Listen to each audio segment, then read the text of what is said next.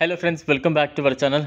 పూరి జగన్నాథ్ ఆలయానికి హిందూ భక్తుల్లో ప్రత్యేక స్థానం ఉంది. దేశంలోని ప్రసిద్ధ చార్ధామ్ క్షేత్రాల్లో ఇది ఒకటి. ఇక్కడ ప్రతి ఏటా నిర్వహించే రథయాత్రకు దేశ విదేశాల నుంచి లక్షలాది సంఖ్యలో భక్తులు విచ్చేస్తారు. శ్రీ మహావిష్ణువు కలలో కనిపించి ఆదేశించిన ప్రకారం ఇంద్రద్యుమ్న మహారాజు పూరి ఆలయాన్ని నిర్మించినట్లు పురాణ కథనం.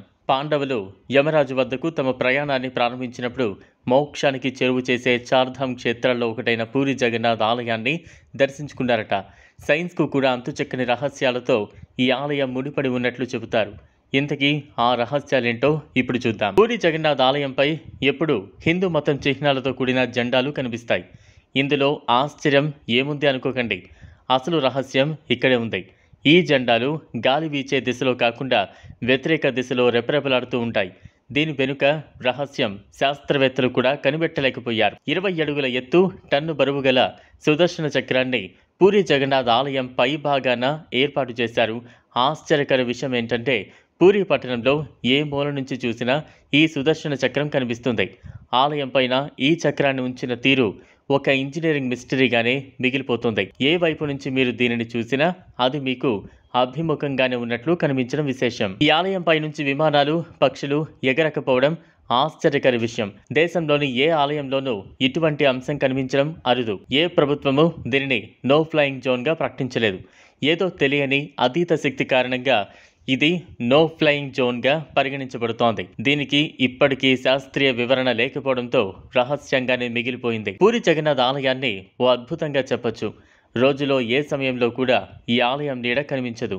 ఇది అప్పటి ఇంజనీరింగ్ అద్భుతమా లేక దైవశక్తి కారణంగా జరుగుతోందా అనేది అంతు చిక్కని విషయం. జగన్నాథ్ ఆలయానికి 4 ద్వారాలు ఉంటాయి. వీటిలో సింహద్వారం ఆలయ ప్రవేశానికి ప్రధాన మార్గం. ఈ ద్వారం గుండా ఆలయంలో ప్రవేశించినప్పుడు మీరు శబ్ద తరంగాలను స్పష్టంగా వినొచ్చు. ద్వారం నుంచి కాస్త వెనక్కు నడిచి బయటకు వస్తే ఆ శబ్దం మీకు వినిపించదు. ఇది భక్తులకు ఓ అద్భుతంలా అనిపిస్తోంది. సాధారణంగా సముద్ర తీరంలో ఉదయం పూట గాలి సముద్రం నుంచి భూమి వైపు, సాయంత్రం వేళ భూమి నుంచి సముద్రం వైపు వెళుతుంది. కానీ పూరి సముద్ర తీరంలో మాత్రం దీనికి పూర్తి వ్యతిరేక దిశలో జరగడం మరో విశేషం. ఇది సైన్స్కు కూడా అంతు చిక్కని మిస్టరీనే. పూరి జగన్నాథ్ ఆలయానికి వివిధ రాష్ట్రాలు, దేశాల నుంచి ప్రతిరోజు 2000 నుంచి 20,000 వరకు భక్తులు వస్తూ ఉంటారు. అయితే ఏడాది పొడవునా ఒకే పరిమాణంలో ప్రసాదాన్ని ఆలయంలో తయారు చేస్తూ ఉంటారు. కానీ ఎప్పుడూ కూడా ప్రసాదం వృధా కావడం, భక్తులకు సరిపోకపోవడం చోటు చేసుకోకపోవడం మరో ఆశ్చర్యకర విషయం. ఈ ప్రసాదాన్ని 7 కుండలు ఒకదానిపై ఒకటి పెట్టి వండుతారు.